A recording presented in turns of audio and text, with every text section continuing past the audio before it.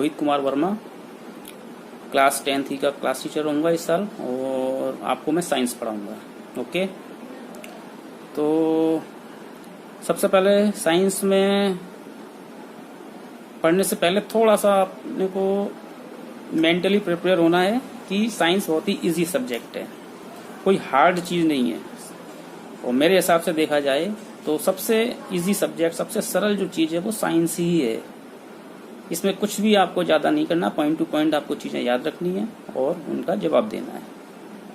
ठीक है बच्चों, तो सबसे पहले हम बात करेंगे अपने साइंस की बुक में, जिसमें से चैप्टर नंबर 1, उससे हम शुरुआत करते हैं। ठीक है, और आपको मैं बुक सभी के पास है, बुक्स में आप पढ़ते चलिए, मैं आपको यहाँ से इजी वे में समझाता जाऊंगा, जिससे कि आपको कोई चीज उसमें जो समझ में नहीं आ रही है वो क्लियर होती चले। और जो भी डाउट रहेंगे वो मुझे बताएंगे दोबारा, तो मैं उनको फिर से समझाऊंगा। ओके, करते हैं चैप्टर नंबर 1 से। चैप्टर नंबर 1, रासायनिक अभिक्रियाएं एवं समीकरण। ठीक है, पेज नंबर 1। तो इस चैप्टर को पढ़ने से पहले इस चैप्टर में बताया क्या है वो मैं आपको बताता हूं कि इस चैप्टर में सभी रासायनिक अभिक्रियाओं और उनके समीकरण के बारे में विस्तृत जानकारी दी गई है। साथ में ये भी बताया गया है कि रासायनिक अभिक्रियाएं कितने प्रकार की हैं। ठीक है, एग्जाम्पल के साथ सारा चैप्टर दिया हुआ है। तो इस चैप्टर को पढ़ने से पहले हमें ये जानना बहुत आवश्यक है कि ये रासायनिक अभिक्रियाएं होती क्या हैं।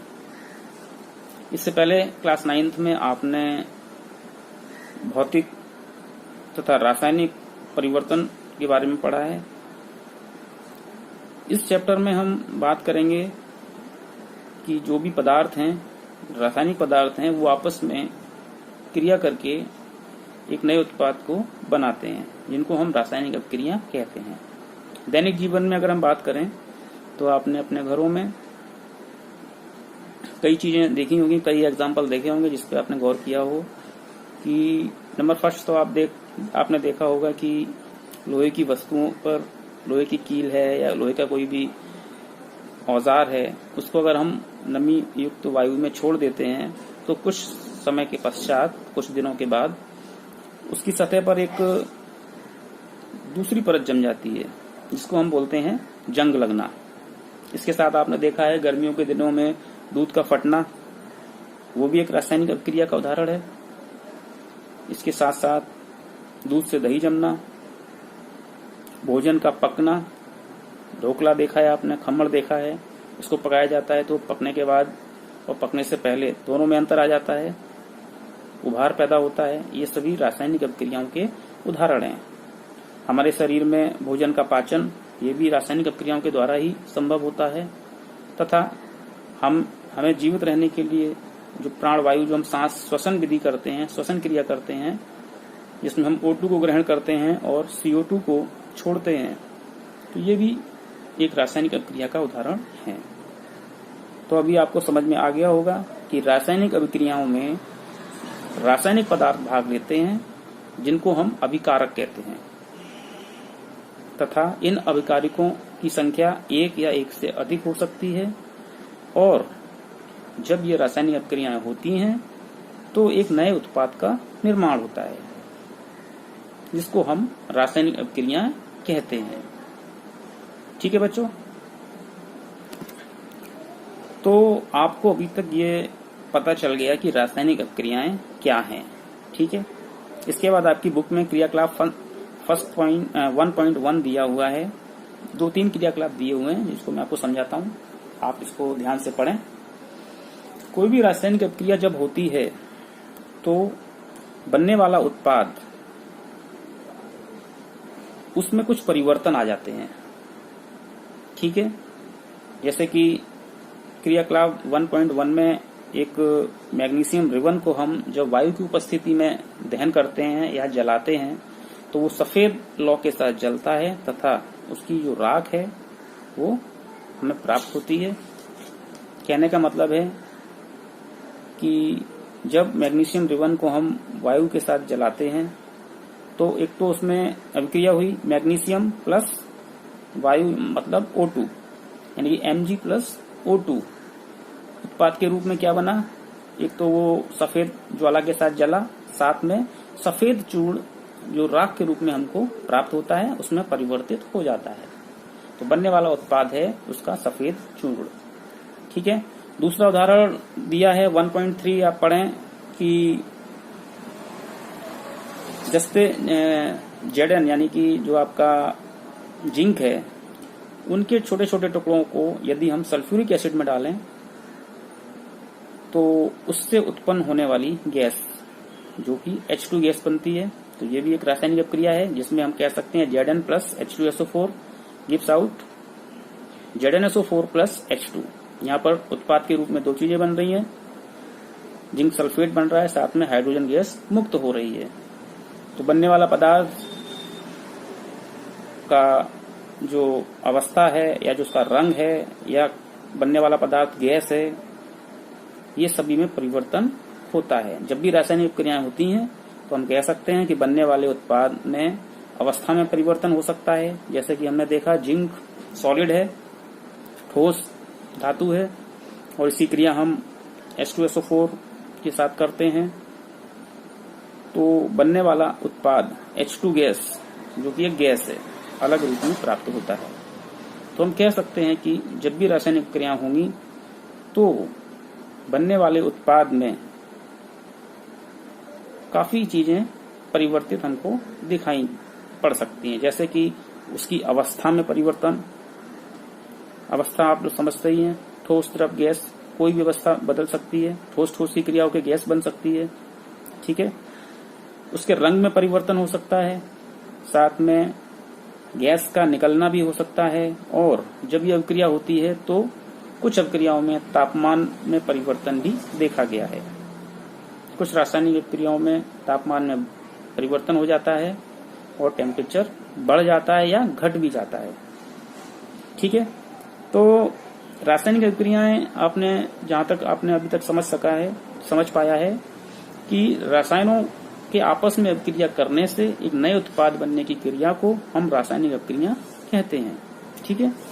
और जब ये रासायनिक अभिक्रियाएं होती हैं तो इनमें कुछ परिवर्तन भी देखने को मिलते हैं, जैसे कि अवस्था में परिवर्तन होना, रंग में परिवर्तन होना, गैस का निकलना, उत्सर्जित होना, या फिर तापमान में परिवर्तन का होना, और इसके साथ साथ एक नए उत्पाद का बनना जिसमें ये हम परिवर्तन या चीजों को देख सकते हैं। ठीक है। इसके बाद नेक्स्ट हमारा पॉइंट है रासायनिक समीकरण। ये क्या होता है? रासायनिक समीकरण सभी को मालूम है, जो भी तत्व हैं उनका एक निश्चित संकेत दिया गया है जिनको हम सूत्र के रूप में लिख सकते हैं, तो उनको हमें लिखना है। रासायनिक समीकरण में होता क्या है बच्चों कि जो रासायनिक क्रिया हो रही है उस रासायनिक क्रिया में जो तत्व या यौगिक या जो पदार्थ भाग ले रहे हैं उनको हम अभिकारक कहते हैं। ये एक या एक से अधिक भी हो सकते हैं, तथा जो प्रोडक्ट बन रहा है, हमारा उत्पाद बन रहा है, उसको भी हम रासायनिक समीकरण के रूप में लिख सकते हैं। ठीक है। तो अब हमारा नेक्स्ट जो पॉइंट है 1.1 रासायनिक समीकरण। रासायनिक समीकरण किसे कहते हैं? सबसे पहली बात, अभी तक हमने बात की थी रासायनिक अभिक्रियाएं क्या हैं, आप लोगों ने समझ लिया है रासायनिक अभिक्रियाएं क्या हैं। तो रासायनिक अभिक्रियाओं में जो पदार्थ भाग लेते हैं उनको सूत्रों के रूप में जब लिख दिया जाता है तो उसको हम कहते हैं रासायनिक समीकरण। फॉर एग्जाम्पल हमने बात की थी कि मैग्नीशियम रिबन को वायु की उपस्थिति में जलाने पर मैग्नीशियम ऑक्साइड का निर्माण होता है। तो इसको अगर हम सूत्र के रूप में लिखेंगे तो लिखेंगे Mg plus O2 gives MgO, magnesium oxide, जो कि सफेद चूर्ण के रूप में प्राप्त होता है। तो हम कह सकते हैं कि जब हमने इसको Mg plus O2 gives out MgO के रूप में लिखा तो ये एक रासायनिक समीकरण बन गया। ओके। इस रासायनिक समीकरण में जो पदार्थ जिस अवस्था में होते हैं उनको भी हमें प्रदर्शित करना होता है। जैसे कि Mg ठोस है तो इसको हमें स्मॉल s से प्रदर्शित करना होगा, सॉलिड जिसको हम बोलेंगे। इसी प्रकार से O2 एक गैस है जिसको हम स्मॉल g से प्रदर्शित करेंगे, उसके बगल में स्मॉल g लिखेंगे। और बनने वाला पदार्थ MgO जो कि एक राख है, चूर्ण है, जो कि सॉलिड अवस्था में है, तो हम वहां पर S लिखेंगे। ठीक है, तो इसको हम कहते हैं रासायनिक समीकरण। दूसरा एग्जाम्पल 1.3 में हमने बताया था Zn plus H2SO4 gives out ZnSO4 plus H2। तो जो अभिक्रियाएं हुई हैं उसको हमने सूत्रों के रूप में लिख दिया है, संकेतों के रूप में लिख दिया है, उनकी अवस्थाओं को प्रदर्शित कर दिया है, तो हम कह सकते हैं कि ये एक रासायनिक समीकरण बन गया है। ठीक है, देखिए रासायनिक समीकरण दो प्रकार से लिखा जा सकता है। नंबर फर्स्ट, शब्द समीकरण, जिसमें हम शब्दों द्वारा लिखते हैं। जैसे मैग्नीशियम लिखा तो उसका हम सूत्र नहीं लिखेंगे, केवल मैग्नीशियम लिखेंगे प्लस O2 ऑक्सीजन लिखेंगे, O2 नहीं लिखते ऑक्सीजन लिखेंगे, गिव्स मैग्नीशियम ऑक्साइड MgO ना लिखकर मैग्नीशियम ऑक्साइड लिखेंगे। तो इस प्रकार से अगर हम कोई समीकरण लिखते हैं तो उसको हम शब्द समीकरण कहते हैं, जो कि हिंदी में लिखा जाएगा एक तरीके से, आप जैसा कि यहां बताया गया है पेज नंबर 2 पर आप देख सकते हैं। दूसरा जो रासायनिक समीकरण है जो हम ज्यादातर यूज करते हैं वो सूत्र के रूप में लिखा जाता है। अच्छा, इसका लिखने का एक तरीका होता है। कोई भी समीकरण होता है उसके दो भाग होते हैं, एक लेफ्ट हैंड साइड, एक राइट हैंड साइड। जो तीर बना है, एरो बना है, उसके दायां भाग और उसका बायां भाग। ठीक है, लेफ्ट हैंड साइड में हम हमेशा अभिकारक को रखते हैं। अभिकारक मैंने आपको पहले बताया, अभिकारक वे पदार्थ हैं जो रासायनिक क्रियाओं में भाग ले रहे हैं, और ये एक या एक से अधिक हो सकते हैं। अगर एक से अधिक होंगे तो उन दोनों अभिकारकों के बीच में हम प्लस का चिन्ह लगाते हैं। इसके बाद तीर ये प्रदर्शित करता है कि इन अभिकारकों से होने पर जो पदार्थ बन रहा है, जो उत्पाद प्रोडक्ट बन रहा है, वो किधर बन रहा है। तो तीर उत्पाद की दिशा दिखाता है, और इस रासायनिक समीकरण में उत्पाद हमेशा RHS यानी कि राइट हैंड साइड में लिखा जाता है। ठीक है बच्चों, तो आप अपने किताब में इसको ध्यान से पढ़िए और इन सूत्रों को ध्यान से सीखिए। ठीक है, चलिए बच्चों, अब मैं आपको एक समीकरण लिखकर बताता हूं कि किस प्रकार हम इसको लिखते हैं। ठीक है, तो हाँ, तो बच्चों पहला समीकरण हम लिखते हैं, समीकरण नंबर 1 आपको दिख रहा होगा।